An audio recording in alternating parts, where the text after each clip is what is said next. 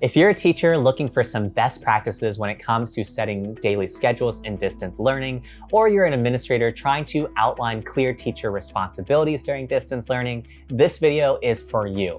In it, we're gonna go over 10 best practices that you can start using today to start leveling up your distance learning and meeting the needs of your students. Before we get started, I have to share with you that after this video, you're gonna wanna bookmark our free back to school resource hub. Our team at Albert has done all the hard work for you and broken down a list of the best educational resources for distance learning, as well as important topics like how to run a virtual parent-teacher conference. So if you're looking for a ton of resources and a one-stop shop for help when it comes to distance learning, be sure to check out our resource in the link in the video description below. Other than that, if you're excited to learn about these best practices, hit that like button right now and subscribe so that you can get new videos that help you with your distance learning. Without further ado, let's jump into it. In a traditional school, it's super easy to get into a set schedule. However, when it comes to distance learning, things kind of go a little haywire. So having some best practices when it comes to setting daily schedules can be super helpful for teachers. Here are some best practices for teachers when it comes to creating daily schedules. The first best practice is to create a teacher work schedule. It sounds super simple, but simply by having a clear outline schedule can make it easier for your students to know when they can expect to get help from you, as well as for you to know when you are off duty. Depending on your class size, you can incorporate bi-weekly or monthly calls to your students' parents or guardians to make sure that they're in the loop about their students' progress. You can also incorporate 20 to 30 minutes at the beginning and end of your days to field any emails that you may have received from parents or students, and also to set a hard cap as to how long you're going to be stuck in your email inbox. It's also important for you to set aside some time for grading, so make sure that you're doing that. The second best practice is to make sure that you're sharing your schedule with both students as well as families. If you've taken the time to create the schedule for yourself, you need to make sure you're communicating it with everybody else that's involved. We recommend continually updating your teacher website with your latest teacher schedule. You can also use tools like Remind 101 to send important reminders or updates to students and parents. The third best practice is to make sure that you're integrating homework into your schedule. Since students are often going to be working all day, distance learning kind of changes the rules when it comes to homework.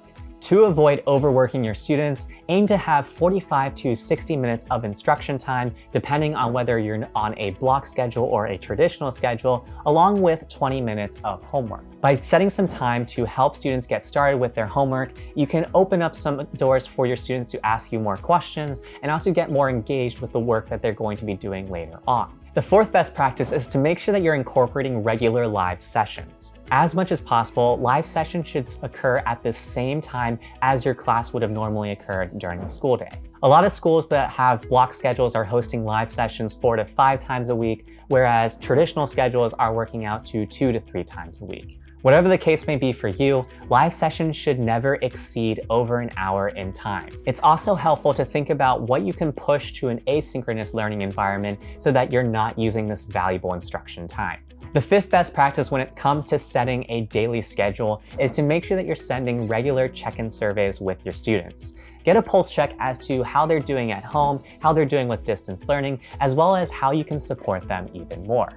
Now that we've gone over some daily schedule best practices, let's transition to talk about some best practices that administrators can take when it comes to outlining teacher responsibilities. Before we do so, be sure you hit that like button and subscribe if you want more videos like these when it comes to distance learning. The first thing we recommend that administrators outline for their teachers is to make sure that their teachers are creating virtual absence folders. These folders are aimed to help prepare schools for the situation in which a teacher has to step away from their classroom or has to call in sick for whatever reason. It's really helpful for teachers and departments to figure out whether or not a substitute is going to be hired or if there's going to be another teacher from the department that can help plug in. Once you decide who's going to plug in, make sure that you include these things into your folder. At least 3 days of asynchronous lesson work, and also things such as the contact information for each of the students as well as the parents and guardians. You're going to want to also include things like student accommodations and modifications, as well as behavioral management systems or classroom strategies for your particular class. Lastly, if your administration requires it, you're going to want to also include some synchronous lesson plans that can be worked through. The second best practice for administrators to outline to teachers in terms of their responsibilities is the importance of parent-teacher conferences. These conferences should be occurring throughout the course of the school year so that a relationship can be built with the parent and the teacher. Some of these may be more informal and just be with the single teacher, whereas others might be more formal and include people such as the guidance department, administration, or other stakeholders. If you're looking for extra tips and tricks for hosting virtual parent-teacher conferences, be sure to check out our back-to-school resource hub, which includes some tips and tricks there. Teachers should use online schedulers such as You Can Book Me or Calendly to set up ways for their parents of students to easily sign up for these conferences. These schedulers are also great because they will typically integrate with work calendars, which makes it easy for your students' parents to show up at the right time and place. When outlining expectations for teachers here, make sure that teachers are both sending a conference agenda ahead of time in terms of what's going to be discussed, as well as follow-up after the conference for next steps from both sides. The third best practice when it comes to clear teacher responsibilities is to make sure that grading is completed in a timely fashion. When it comes to remote learning, we recommend that grading is done within 3 to 5 days. Thoughtful feedback should be given as needed, and teachers should also be encouraged to use tools such as Google Forms to create simple multiple choice assessments that will grade automatically for them. As an administrator, you're going to want to make sure that it's really clear as to your expectations of how many opportunities students should get for establishing their final grade. As a standard rule of thumb, we recommend that you give students at least 3 opportunities for major assessments. These are things such as tests, essays, or projects. Include 7 minor assessments. So these are things like quizzes or assignments that take maybe longer than 3 days to complete. And then 15 more formative assessments just to give students enough opportunities to demonstrate their knowledge. The fourth best practice that we recommend administrators outline for their teachers is to make sure that they are logging all student and parent contact. This could get some time to get used to, but it's super important, especially in a remote learning environment. Write down every phone or video call that was had between students and/or parents, and also outline what date, what was discussed, as well as who was in that meeting. If you find it helpful, we've created a contact log that you can download and start using today. Just check out the link in the video description. This is important for a few key reasons. The first reason why is because in the case in which an administrator has to ask about whatever is going on with the student, the teacher is going to have some coverage in terms of what they've already done from their end to try to meet the student's needs. The second reason is because it'll help in the situation in which another person needs to be looped into the conversation and they want to get caught up really quickly. Written communications such as emails or text are less important to log into this contact log, and the reason why is because there's going to be an easy record that you can always reference there.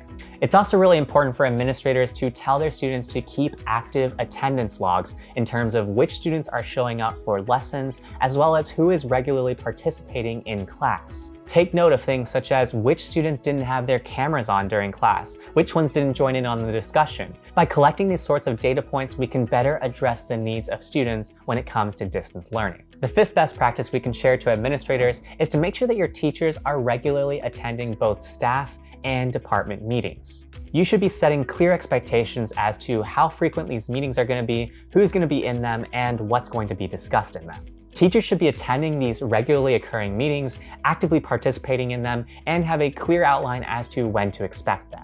Both staff and department meetings should be had at least once a week. And the reason why is because in a distance learning environment, it is so much easier for a disconnect to happen between administrators and teachers. Communication among staff has to be made super clear, both in written communication via email as well as in these meetings. By no means do these meetings have to be long. In fact, we recommend you keep these meetings to 30 to 60 minutes max. Just make sure that you are sharing your agenda ahead of time so that your teachers always know what's ahead of them. If you found this video helpful in giving you some things to think about, we'd greatly appreciate if you hit that like button and you subscribe with that notification bell so that you can get notified whenever we create some new distance learning resources for you. Lastly, if you haven't already checked it out, check out our free Back to School resource hub. In it, we have a ton of resources, including our ultimate list of tips for teaching remotely, as well as our guide to how to run virtual parent-teacher conferences. That's it for this time though. I'll catch you guys next time when we discuss another topic related to distance learning.